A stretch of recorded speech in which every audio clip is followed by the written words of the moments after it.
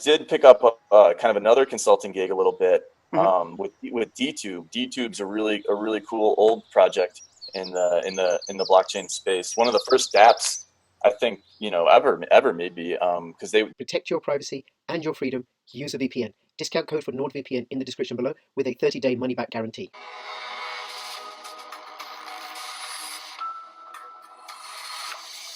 they go back to 2016, 2017 on top of Steem.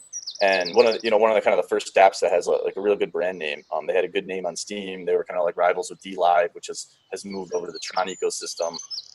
And so I picked up some consulting work with DTUBE, helping them do exchange listings and industry partnerships and some media outreach and some influencer, try to attract some influencers to the DTUBE. And what DTUBE's doing is they went from being a dApp on Steem to rewriting the whole functionality, the whole social functionality of the Steem blockchain, basically in JavaScript. And so it's a lean JavaScript blockchain that I think is going to have real positive implications for the space. Like I hope we see a lot. I hope we see maybe a handful of like forks of DTUBE and other people can kind of launch their own application specific like blockchain projects on their own blockchain. And so with DTUBE, we would call it, I think, an application specific blockchain. Right. Okay. So look, I looked at DTUBE over a year or so ago, and I didn't find it friendly or easy to use, because first I had to upload on Steam it, and then I don't like all the different wallets and codes and keys that I got to use with Steam it, and then first upload to Steam it, then upload to DTUBE, and I'm far too indolent and ignorant to go through all of that, right?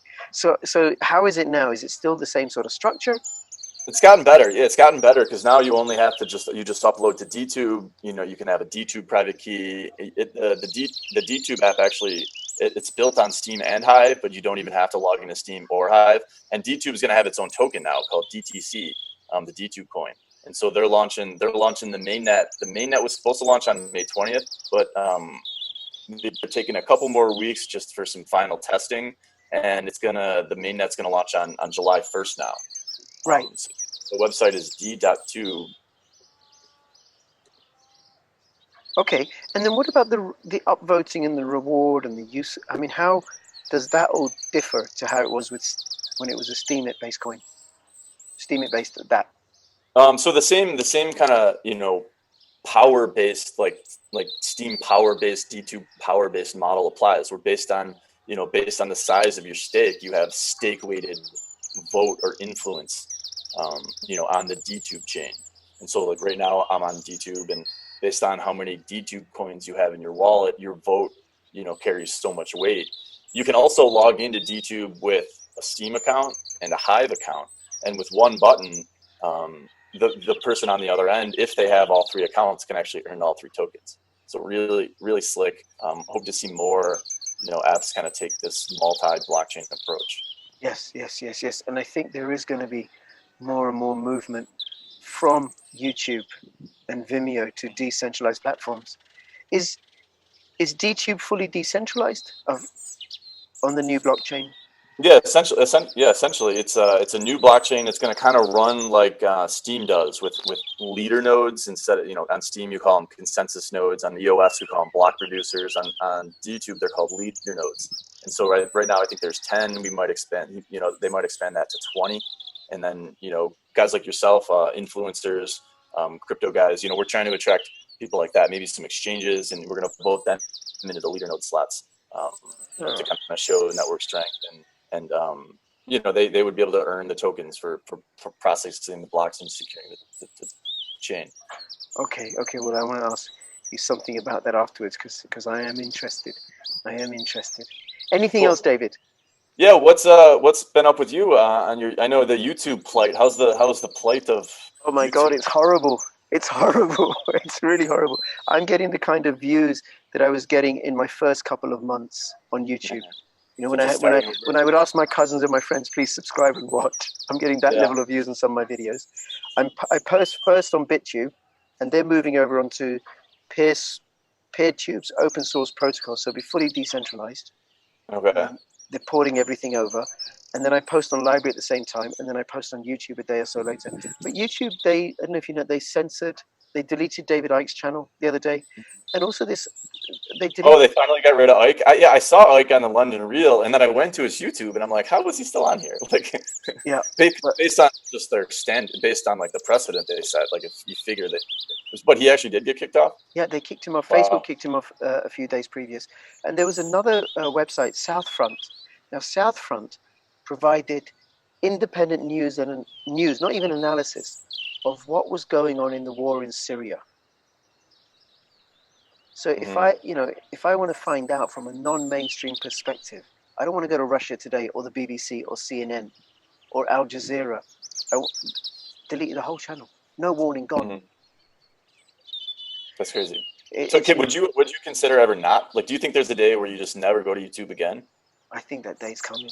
I hardly ever go to the BBC website anymore. Yeah. I don't want fake news, so I don't go to the BBC website. And then the other thing, Yeah. there's the coronavirus and everything, all of that going on. There's a doctor called Dr. Cheng.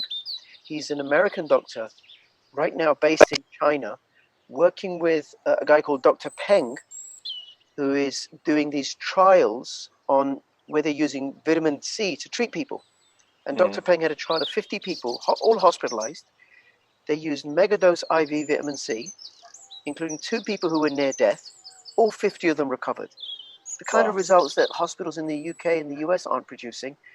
So Dr. Cheng does this video about using vitamin C, so YouTube delete it. Wow. It's horrific. Yeah, it is. It's a rabbit hole. It seems. It doesn't even make sense. And I think it'll get worse. And I actually did a video about YouTube's policy, because if you and I were to say anything that hasn't been approved by the World Health Organization, like if I were to say, perish the thought that people should use vitamin C and vitamin D and colloidal silver and kefir and vitamin K2 and diet to keep themselves healthy, and the World Health Organization hasn't sanctioned it, video deleted. That's so bizarre. It's completely bizarre. There was actually somebody sent me something, a screenshot from the NHS or something, where it actually said you cannot use diet to improve your immune system. There you go. There you go. COVID 1984, huh? Yes, yeah. Now, are you taking care of yourself, David? Yeah, it's been pretty much holed up here. With these blockchain things. There's also another thing that's kept me really busy, and that's the war between Steem and Justin Sun, which resulted in a hard fork of Hive. And so a hard fork called Hive. And so me working for Steem at 2 years, I was basically super plugged into this whole situation since Valentine's Day, February 14th, which is when the announcement was, which was when Justin Sun announced that he was buying Steem Inc. And then you basically had, a couple weeks of confusion, which led to essentially kind of like to like real intense negotiations between the different parties. And then that led to a surprise asset seizure by the now Hive people, froze the money of Justin Sun on chain, because that money was from Steem Inc. And the community believed that money actually belonged to the community and to support development. And so they fundamentally believed that the CEO of Steem Inc. had no right to sell the coins that he owned. And so there was just a lot of confusion surrounding that. And then when the Steem consensus witnesses moved to freeze the stake of Justin Sun colluded, and this was the most shocking thing, Justin Sun colluded with Binance, Huobi, and then Poloniex, which isn't collusion because he owns Poloniex exchange, but he convinced the 3 of them to power up their Steem, millions of dollars of customer funds were locked into a 3-month smart contract, essentially, that isn't liquid again for 3 months.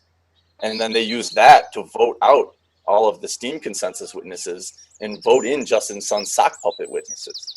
And I couldn't believe it. And then you had a couple weeks stalemate that eventually resulted in a large chunk of Steem people breaking off and forking into their own chain called Hive. And then Hive got listed on Huobi Global, and ran up from 10, 11 cents to $1. It hit like $250 million market cap after getting listed on Huobi Global. But I mean, it's just been really insane, especially as plugged in as I am in this world. Oh, wow. Incredible. Wow. All fun and games, keeping you busy. And then the worst part about it is the nature, I kind of told you this before the show, but the nature of my Steem business took me all around the world. You know, my business was basically meeting entrepreneurs on the platform. So a lot of different entrepreneurs in different parts of the world. And then what shook out with this war was I've got friends on both sides that are like effectively freezing each other's bank accounts. Like, you know, one friend's running code that's blocking, you know, millions of dollars of other friends' funds. And friends, acquaintances, you know, business people like that, you know, kind of there's different spectrums of people. And then on the other side, you've got, you know, people that they didn't, you know, the people, the Hive side of things, it's not an asset seizure like Justin Sun's freezing their assets. What Hive did is they forked out anyone who voted for the sock puppet witnesses. And so you had a lot of Koreans that didn't like the extreme actions that they thought Hive took extreme actions to freeze the stake. There's a lot of people that didn't like that. And so the people that didn't like that, they did a neutral vote. And so they voted for just a couple of Sun's witnesses to ensure that, you know, it would be neutral. And all those people got cut out of the airdrop as well. That's amazing. The neutral vote got cut out. Yeah. What a so mess. It's a mess. What a mess. And then there's parts of the game with it where you can downvote, and you can down based on the stake you have, you can downvote. And so if you posted a video to these chains, to Steem or to Hive, and you earned $100, well, if someone with a big stake came by and didn't like you, they could take that $100 away with one click. Wow. So it's a very divisive game, and you know, it's been interesting to watch. Wow. So we're looking forward to seeing what happens in the future with these two platforms. But to kind of finish it up and tie it back into DTube, there's a lot of innovation happening from the Steem corner, you know, of the world in terms of like decentralized social media. So that's, I think, the big thing to watch, because you've got, you know, DTube guys, the Hive is kind of doing their own thing now. Justin Sun wants to do something with like decentralized social media now. He's kind of in the arena. So you've got a lot of interesting things happening from this corner, all really originating from Dan Larimer's, you know, launch of Steem. It brought a lot of, you know, people together that thought it was interesting software, and now it's, you know, kind of expanding into a lot of different directions. Expanding and evolving.